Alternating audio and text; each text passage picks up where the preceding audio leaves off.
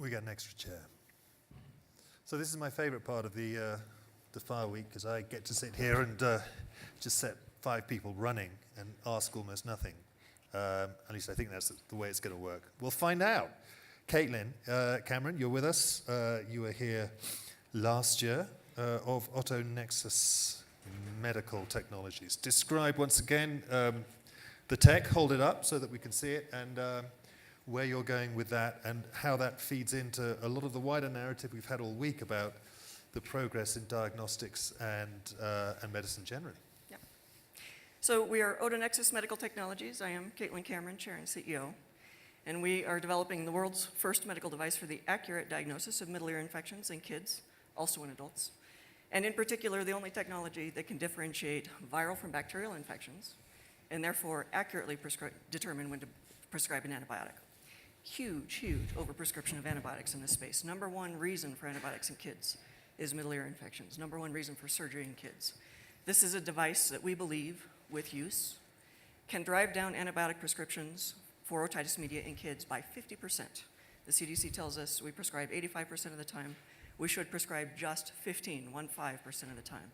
So with accurate data, we can make better decisions, dramatically reduce antibiotic prescriptions, also reduce repeat infections, and do good for society as a whole. So the device is simple, it is elegant, it's a way to use very simple, very known technology in a completely novel way to make a big difference in the world. We all know the critical importance of reducing antibiotics. We believe by this reduction of 50% antibiotics for the otitis media in kids, if you run the numbers, that's a 7% reduction in overall antibiotic prescriptions in the United States. And a vision for the future. I mean, how does that feed into the wider shape of this space where we're at right now? Yeah. Well, clearly, one of the big issues that we have facing us today is antibiotic resistance, the fact that all the bacteria out there are becoming resistant to the only tools we have. And we know that this is a huge problem. And one of the key things that we need to focus on is how do we reduce antibiotics in every area. It's even more important to reduce antibiotics in children because their growing bodies become resistant themselves very, very quickly, even more so than we as adults do, and the societal problem of antibiotic resistance. So looking to the future, we're looking at a world now where a scrape on the knee, as you saw earlier yesterday, can suddenly turn into something that can kill us because the infections will not respond to the antibiotics that we have today. So we need 2 paths. We need to be able to say we need to identify more antibiotics and new antibiotics, but much more importantly, we need to understand ways to reduce antibiotic usage so that we can create a world in which this is no longer such a critical, dangerous situation where we can have just very minor infections and turn in with MRSA or other things, all the many, many different infections that are now antibiotic resistant and are beginning to kill us again. We need new antibiotics as well, don't we? Yes, exactly. We absolutely need new antibiotics as well. Yes, sir. Sorry. Now, listen, you've given me your tag, but you've now taken off your badge, and you're not on my list. Introduce yourself for the crowd. No, I will. Thank you, Ed. That's because I'm filling in for our CEO and Chief Science Officer, who is working on a very large transaction for Kineta, which is pretty exciting. And I'm Ken North. I'm Senior Vice President of Corporate Development with Kineta. We're a biotechnology company based in Seattle working on translational medicine, meaning we're taking early stage programs and moving them from the laboratory to the clinic into first in human trials and proof of concept. And our model is very unique. In fact, Caitlin and I were talking about this earlier today. Yeah. It's just very unique. We don't use venture capital firms. We raise money from accredited investors, but primarily we use non-dilutive sources of funding, NIH dollars, DOD. We just got a very large grant from the Wellcome Trust out of the UK last year for our Lassa fever program. And we're working on things like antivirals. We're working on a non-opioid, non-addictive pain medication, which is looking very promising. But what I'd like to kind of focus on today is our Immuno-Oncology program. And what we're working on is a way to teach the innate immune system to identify and destroy cancer cells. And we're very, very successful in our very early stage programs. We just started the early stage studies in mice last year, and we were able to develop immunity in a small population of the mice that we treated in colon carcinoma. And it's a very aggressive cancer, and I think we have some great success with that program. Good news. Brett, we're staying with the medical theme, I suspect, but I don't know what you're about to give me for a vision for the future, so I'll just set you off. Thank you very much. I'm the CEO of Mobile IV Systems, and we've designed a mobile, pressurized, ruggedized, intravenous infusion system. I'm going to play show and tell. I'll hold it up so you can see. This has a saline bag inside it. What we fundamentally do is we eliminate the need to hold up an IV bag. So in a disaster combat situation, in fact, anywhere where you don't have some sort of electronic pump or you can't hold up a bag, how do you get standard IV fluids or blood into a patient safely? So we're able to consistently, in an automated, pressurized, ruggedized way, safely get fluids into an injured person. What this means is that we save lives, and fundamentally we increase the survivability of the injured warfighter. And one thing that we've learned over 11 years of war, sadly, is that it's really important to get blood, fresh whole blood, into an injured party as soon as possible, as far forward as possible, forward care. So we would use this device with combat medics, FEMA.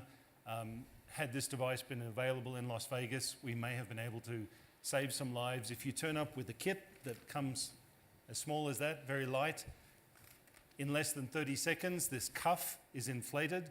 What happens is the cuff squeezes the bag and sends the fluid through what's called an all-position drip cup that takes air out of the system, safely infuses fluid into the injured person. It's interesting. As a journalist, I get hostile environment training occasionally with the BBC, which just means if they're going to throw me in a war zone, I have to know what to do. Thankfully, I don't go to war zones very often, but one of the first things they say is, if you have a serious trauma incident, the first thing you've got to do for first aid is look after yourself and make sure that you're not going to get killed, and danger before you look at response and airways and breathing and the other things. It never occurred to me, but if you're trying to infuse blood into someone, you're having to stand up and you're in the middle of a war zone, you are yourself a target, presumably. That's exactly right. And what you'll see in a lot of pictures in war zones, particularly with special ops teams, you have a medic who's trying to get a line into someone, and you have a soldier who should be back in the game with a rifle with an IV bag between their teeth, or maybe holding it up, or someone running along side a stretcher. So what we're doing is we're streamlining triage. The military consider it a force multiplier because we need one person to do this, not two, no one to hold up the bag.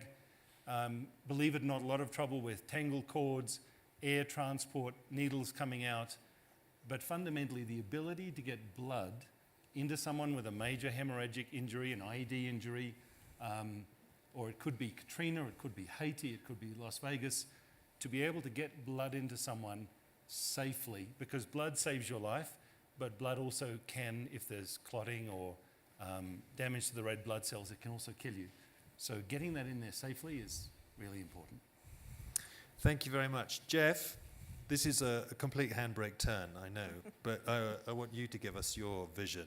Very much a future vision. It's completely consistent. Is it? Oh, great. It's totally okay, consistent. It's completely consistent. So we're a cybersecurity software company, but if you think of the two actors on a network, they are carbon-based life forms, which need blood, which produce cancers that need to be controlled and need antibiotics.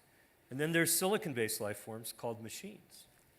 And in the cyber world, both of these things need to be safe and secure if we're going to have a safe and secure network. And machines are evolving at a lightning pace. We all know that.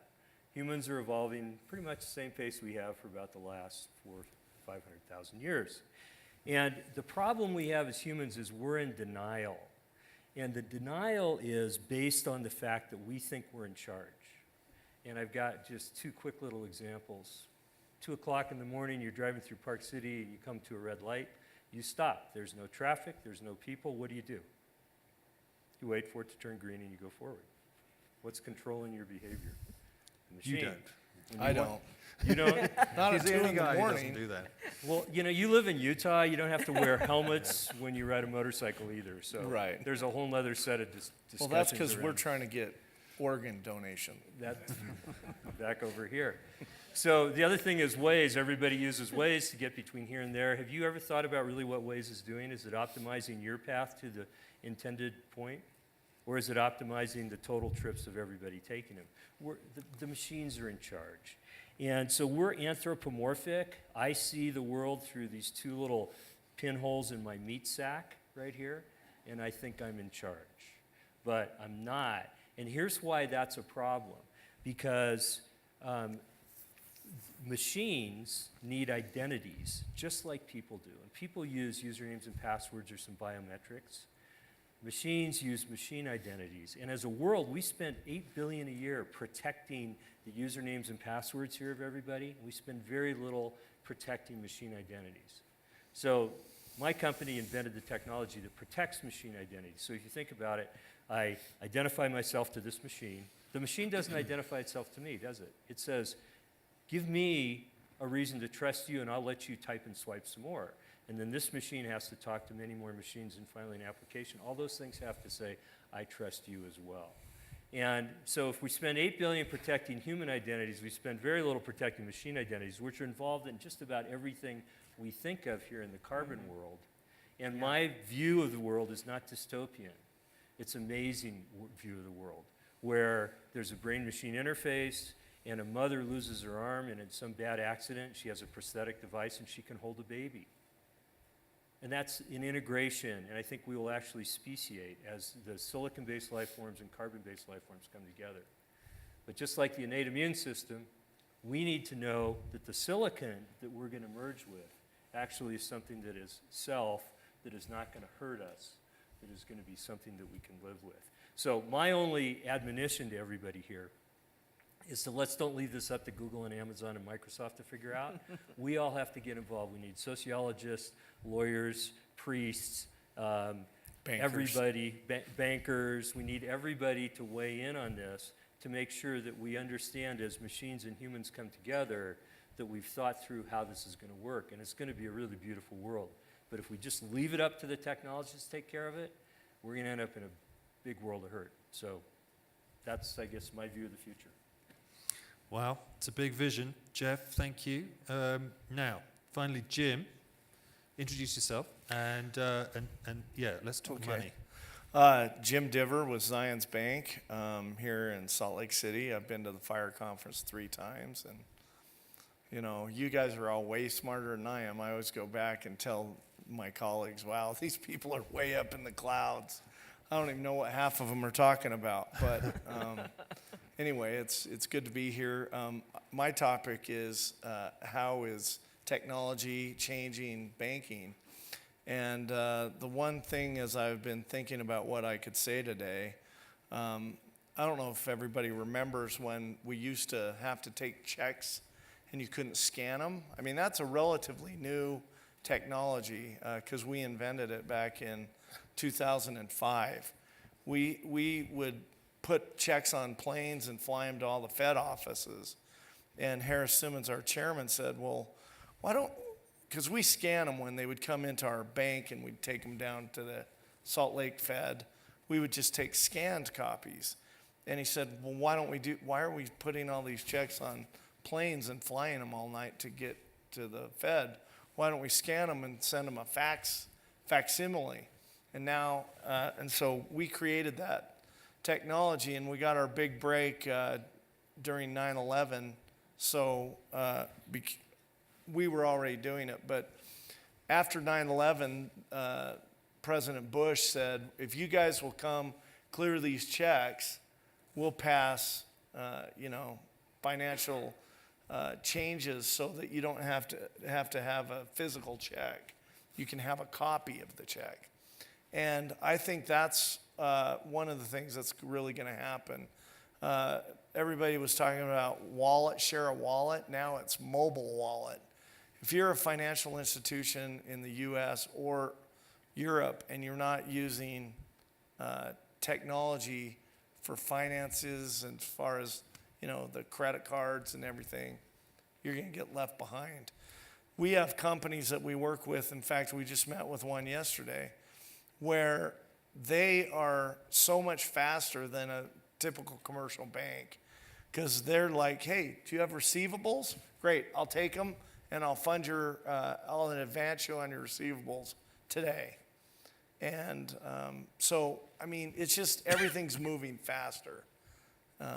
You know, Venmo is a perfect example. You know, that's a technology that really the banks don't own. It's just a person-to-person transaction that's really just a wire transfer between two people with no fees, really. So we blew that one because we can make a lot of money on that. Imagine if we were charging a usage fee on that. So I would suspect, though, that there will be some breach or something, and people will get nervous about Venmo, and then they'll come to the banks and say, can you secure this? And, you know, we'll talk to guys like Jeff, and he'll tell us how to make sure it's a secure platform, and then, you know, we'll charge money for it. One thing, I was in China a couple of weeks ago, and there are parts of Shanghai where I was meeting people who are doing transactions. They're doing everything on their phone now, so much so that they hadn't actually touched cash for more than a year, one girl told me. There was a busker playing by the central railway station in Shanghai, and he was taking payments from people's mobile phones. So he did actually have his saxophone case open. You could throw money, but you felt like a bit of a dinosaur doing it. I didn't actually have the app loaded, and I was slightly concerned for my personal digital safety if I had opened the WeChat account, which probably would have... Yeah, you can do that now, believe it or not. Yeah, but I mean, I don't see buskers yet taking payments in the US or in Europe, and I sense that our addiction to cash is going to stick with us for a bit longer. Perhaps because we can dodge taxes more easily that way. But, well, if you ride tracks here in Utah, you just have to take your phone and set it on top of the thing. And This is the regional transit in Salt Lake City. yeah, correct. Or if you want to be in the carpool lane and you don't have two people, it will charge you automatically. Jeff, do you see us becoming more cashless in these ways, or do you see that just as another opportunity for insecurity and hacking and the rest of it? Well, so there's one really big advantage of cash, and that is it's anonymous. And so one of the technologies that provides anonymity around cash is Bitcoin, and we know where that gets used a lot. So I think the anonymity piece is something that humans are always drawn to, because there's this balance between being anonymous and not being surveilled, because a lot of the surveillance actually modifies our behavior, and then being able to be safe and secure, which demands identity and more conformance, right? So there's this balance. So I think that cash per se will always be with us, because at the end of the day, it is the fallback today. If there's a government behind it, and you can't use your phone for whatever reason, like you're in Santa Rosa and all the cell towers are down, you can still use cash. So it's a backup system of sorts. Ty. Yeah, microphone. It's the volume. So, Caitlin, I think that's cool. Love to see you here. What about pink or something that's non-intimidating for the kids? Something that they can identify with. Yeah, in terms of design? Yeah. Yeah. Ken, I think the non-opioid thing, the non-opioid painkiller, wow, you could save lots of lives, huge impact. Thank you very much. I'd love to see what you're doing there. Jim, thank you for being here from Zions Bank. We really appreciate your support because we make great things happen here. Thank you. With the mobile IV system, the only question is what happens if somebody steps on it? Do you have a pressure regulator so that, you know, you're running around in a war zone, it's ruggedized, you know, you could blow a vein out or something. Is there a thing to that? You can answer in a second. And then Jeff, I don't agree with this. I don't agree with the signs. I don't agree that we let things control. I stop in a stoplight at 2 in the morning because I agree with the social contract. It's a contract I have with my fellow human beings. I do things by choice, and I still think we have our control over who we are and what we choose to do. So I don't think the system's controlling us. And I've worked on very, very large systems that could take that possibility, and yet it doesn't. I totally appreciate that view. I think IETF and other type of organizations are where people have voices to be able to put things together, such as TPMs and other type of standards to verify machines, who they are and what they are. And I think TPMs could be a real future for us with regard to how to protect the internet from basically attacks and from Chinese and others. And I think there is a possibility that the internet over time may be TPMs verifying the equipments as far as their provenance, and then we only choose to the ones that we actually agree with. And if we don't know their provenance and guaranteed provenance, we simply don't go there. Exactly right. I agree with you 100%. We're part of IETF, and we're involved in a lot of the different working groups. And the point is that we think of human identity, we don't think of machine identity. It's not a natural thing to think about. We think it's being taken care of, not technologists, but in general. And the very same things that we have to do to protect the human identities, we have to do to protect machine identities. TPM are part of that. But it's also having the reputation on that identity. Whereas once it's created, has it been stolen? Has it been misused? Is it in multiple places? All these things. We're not good as an industry yet on really focusing on that. I know that we have 300 of the world's largest corporations as our customers, and we're educating them every day on this very issue. But I agree with everything you said. And I'm trying to make a point here. We got to really pay attention because there's a lot of stuff happening that wants to take control and choice away. And we have to be involved in that because we have created a new society in cyber. There is a new society there, right? It's not the same old three realms that we used to have. We got to participate in that. We're creating a society there. So thank you for your comments. Brett, very quickly, sorry, Yes. before Diane, 1 second. Sure. Yeah. 3 or 4 quick points in response. The safety and human factors have been looked at. We have a couple of things here. A CO2-powered regulator that regulates the pressure. And also, you have a dialer flow meter on it that controls. Typically also, when you've activated this unit, you throw it between the person's legs. If it's cold, you might put it in their jacket. So there's multiple safety factors to protect against any overpressure. Diane. Yes, I wanted to follow up on a couple points that Jeff made. One was how we control ourselves in response to technology, and the second one was about sociologists and social scientists involved in our views of the future vis-a-vis technology. I completely agree, actually, that people do monitor themselves in response to technology, as well as also have our own agency. There's a French philosopher, Michel Foucault, who talks a lot about biopower and how people respond in response to technology and govern themselves because of being governed and observed.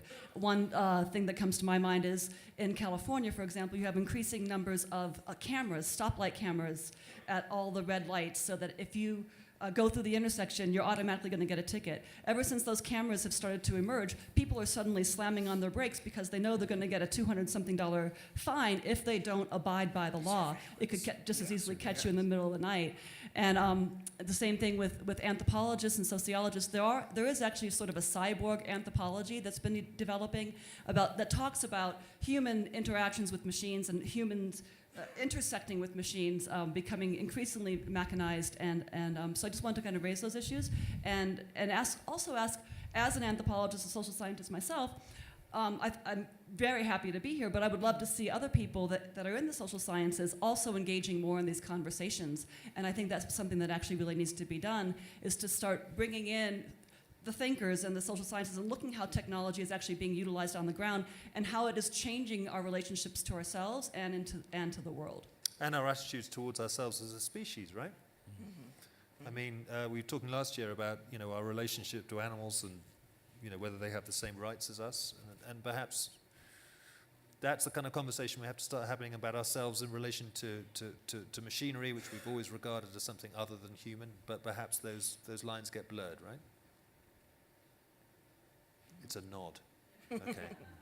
I have a thought on that as Yeah, well. go ahead, Kate. So first, let me just comment. Just like your iPhone, there are other companies who build covers, lots of covers for your iPhone. We will partner with a company because as a young company, it's really important to focus. Yeah, exactly, skins. So along those topics, one of the things is you look to the future. I'm obviously focused on a very key element, taking care of children here and doing a better job of diagnosis and reducing antibiotics. But I do think that one of the biggest impacts in the future in healthcare is going to be, just think of the tremendous advances we will be able to make with this big data and these AI and all of these things that are coming together.